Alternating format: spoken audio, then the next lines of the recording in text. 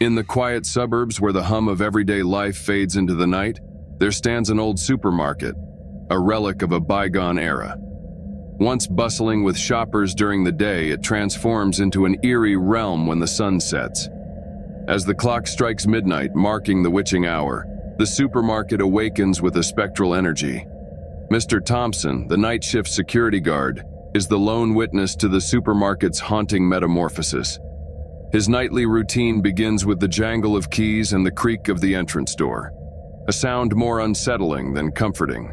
The overhead fluorescent lights, flickering in a spectral dance, cast elongated shadows that stretch across the linoleum floor. Mr. Thompson, a seasoned guard with skepticism etched on his face, navigates the dimly lit aisles. The silence is palpable, broken only by the occasional drip of a leaky faucet and the distant hum of refrigeration units. In the fruit section, where vibrant colors should greet the eye, a spectral chill prevails. The produce aisle, once vibrant with life, now hosts an otherworldly stillness. Mr. Thompson, glancing at the once fresh apples now bearing a ghastly pallor, feels a subtle shift in the air, a prelude to the supernatural. As he patrols the grocery aisles, the shelves seem to breathe, a subtle rhythmic movement that defies all logical explanation. The product labels, once neatly arranged, undergo a spectral rearrangement as if touched by unseen hands. It's a dance of the unknown, a ghostly manifestation that eludes the grasp of reason. The freezer section, normally buzzing with the hum of refrigeration, resonates with whispers, indistinct yet laden with a weight that settles in the pit of Mr. Thompson's stomach. The frozen foods, encased in frost, seem to harbor more than just the chilling embrace of sub-zero temperatures. In the canned goods aisle, Mr. Thompson hears the faint echo of footsteps, a phantom shopping cart rolling along the linoleum. He quickens his pace, the rhythmic clatter growing louder, only to find the aisle deserted. The supermarket, a labyrinth of spectral echoes, plays tricks on his senses. Approaching the checkout counters, Mr. Thompson encounters an inexplicable phenomenon, a spectral congregation of shopping carts, their metal frames entwined in a macabre dance. It's as if the supermarket itself mourns the absence of the living, lamenting the days when families traversed its aisles in pursuit of sustenance. In the heart of the supermarket, where the deli counter should be bustling with activity, Mr. Thompson encounters a spectral feast. Sliced meats, cheeses, and freshly baked goods arranged as if awaiting customers who will never come. The aroma, though ethereal, evokes memories of a time when the supermarket pulsed with life. The climax unfolds in the center aisle, where a flickering light draws Mr. Thompson's attention. There, bathed in an otherworldly glow, stands a figure, a silhouette draped in darkness. It's a presence that defies the boundaries of the living, an entity that beckons from the spectral realm. As Mr. Thompson approaches, the figure dissipates, a mirage that leaves behind an unsettling quiet. The supermarket, having unveiled its spectral secrets, returns to a facade of normalcy. The flickering lights cease, the shelves regain their order, and the spectral chill lifts. As dawn breaks and the first rays of sunlight pierce through the windows, Mr. Thompson, haunted by the night's spectral revelations, exits the supermarket. The morning shoppers, oblivious to the supernatural interlude, begin their day, unaware of the ghostly dance that transpires when the world is cloaked in darkness. The old supermarket, a silent witness to the spectral ballad, awaits the next nightfall, a time when the veil between the living and the unknown thins, and the aisles come alive with the echoes of a haunting past.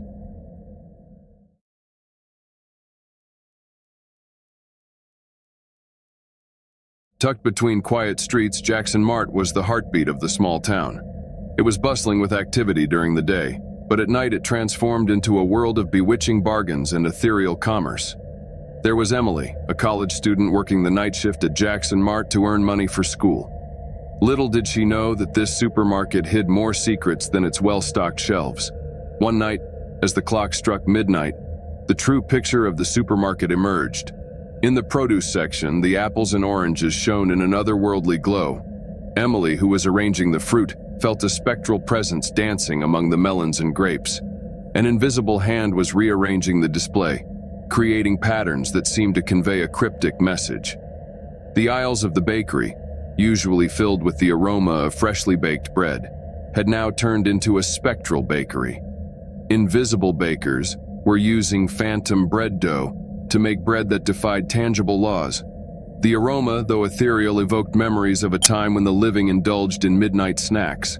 In the corner of the freezer, where a gust of freezing wind should have been blowing, there was a chorus of voices speaking of a frozen world that humans could not understand. Emily could see breath in the cold air and felt a bewitching camaraderie among the frozen beans and ice cream.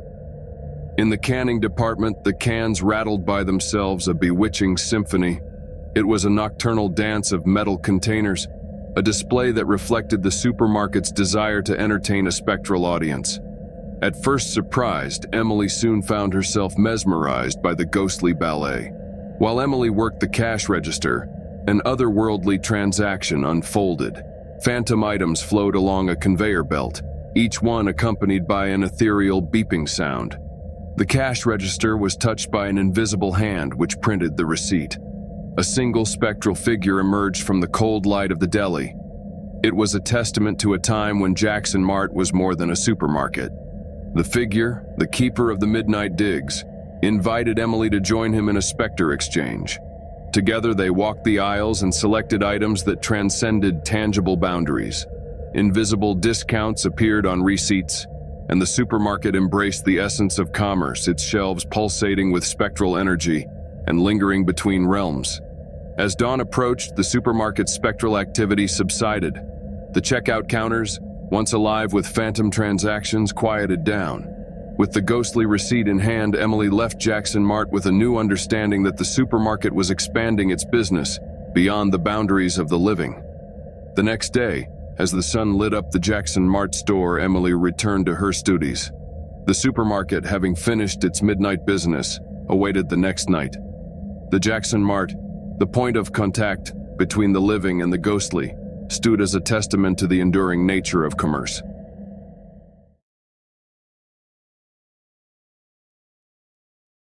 Nestled at the edge of town, the Archer's Emporium stood as an emblem of community commerce for decades.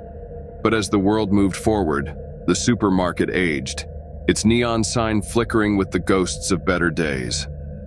In the twilight of its existence, the supermarket continued to serve the dwindling local population during the day. However, when the sun dipped below the horizon and the town plunged into a silent slumber, Archer's Emporium took on a spectral life of its own. Meet James, the night shift custodian who had witnessed the supermarket's slow decline.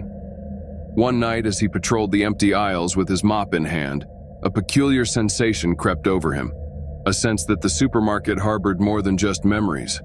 As the clock struck midnight, the overhead lights flickered, casting elongated shadows that seemed to dance in rhythm with James's footsteps.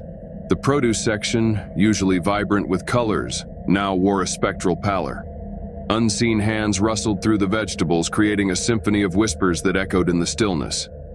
The bakery aisle, a once warm corner filled with the aroma of fresh bread, hosted an ethereal tableau.